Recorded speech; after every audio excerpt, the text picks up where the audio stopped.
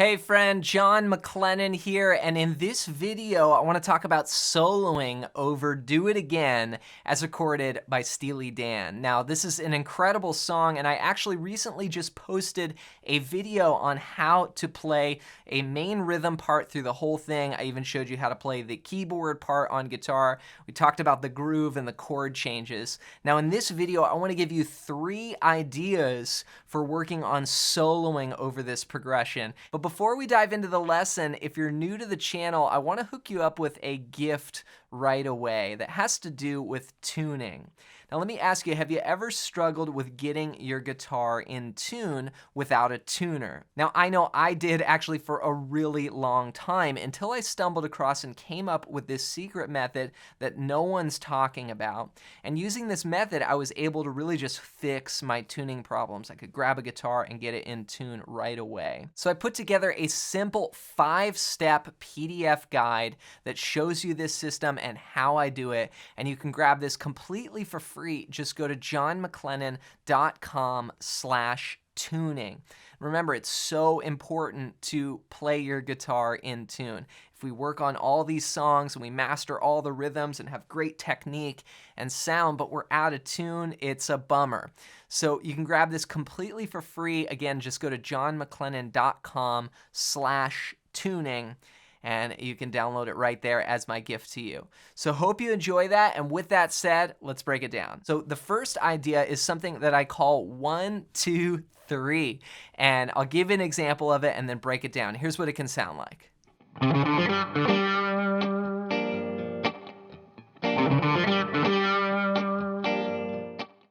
So as we learned in the previous lesson that the majority of the song is actually just jamming over a G minor 7 chord here. So I played the rhythm part into a looper pedal that I showed in the other lesson. Now, if we talk about just a basic scale to go over this chord, a great one you can look at is what I call G Dorian.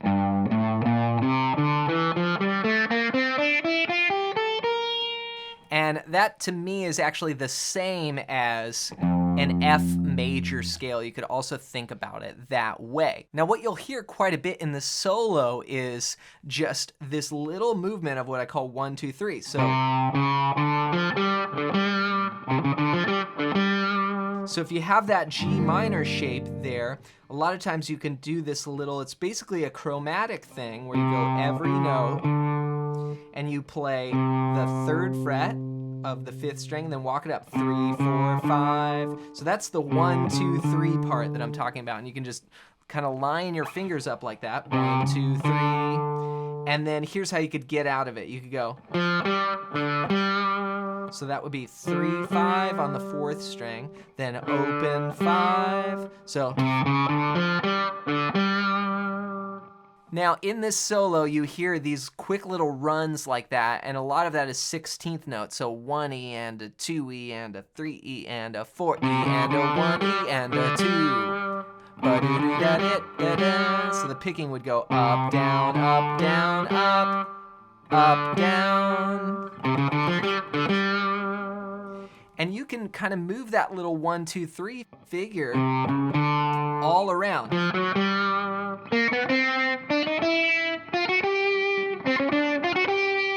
And you could combine that with, say, notes of either, as I mentioned, the G Dorian or even just a G minor pentatonic scale, right? Like the minor pentatonic here. You could start and then go into some other notes from the pentatonic, like, or,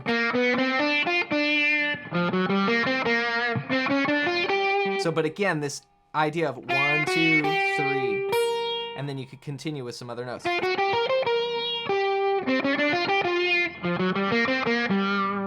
So here's an example, just kind of playing a lot of that 1, 2, 3 and moving it around different places on the neck.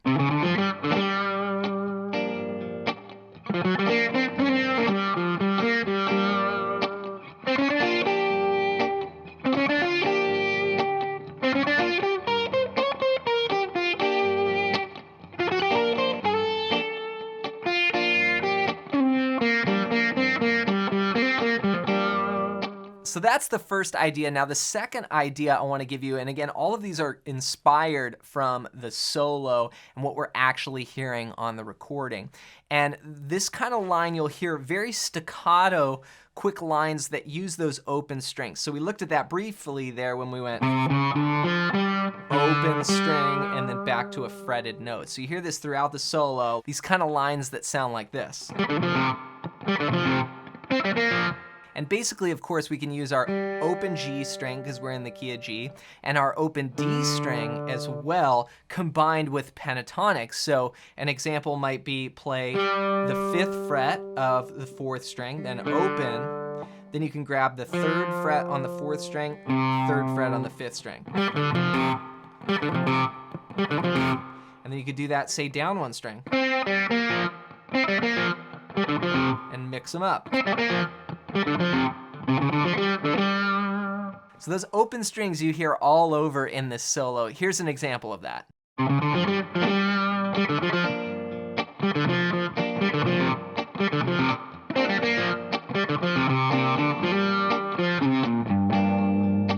Now for the third idea I want to give you, it is of course taking that pentatonic scale and adding another note to it and making it a blues scale.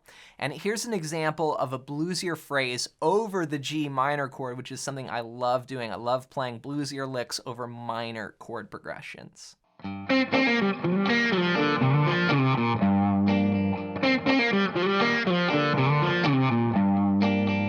So here we're using some bluesier style phrases, but also getting some of those open strings in there as well. Let me break it down. So here I'm playing the 5th fret of the 3rd string. I'm gonna play that note, then pluck it again and pull off to the 3rd fret. And then play the 5th fret of the 4th string. So 1 and 2 and then I'm gonna play 8th notes with this grace note slide here. So I'm sliding from the 3rd fret to the 5th fret on the 4th string, then grab the 3rd fret of the 3rd string, then slide back down 5 down to 3, and then your open string. So far. Then we kind of do a sequence here. Take it home to the low G root note there. So that's 3, slide to 5 on the 5th string, then 3 on the 4th string, then play 5 on the 5th string, slide it quick back down to 3, and then 1 on the 5th string, and on the root note there, G. And there's your pentatonic scale right there, right? But here we got, so.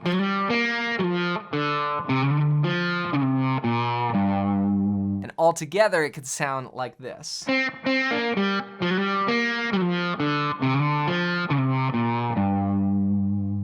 So here's an example of dropping that in to the progression and also using some other bluesier lines as well. 1, 2, 3, 4.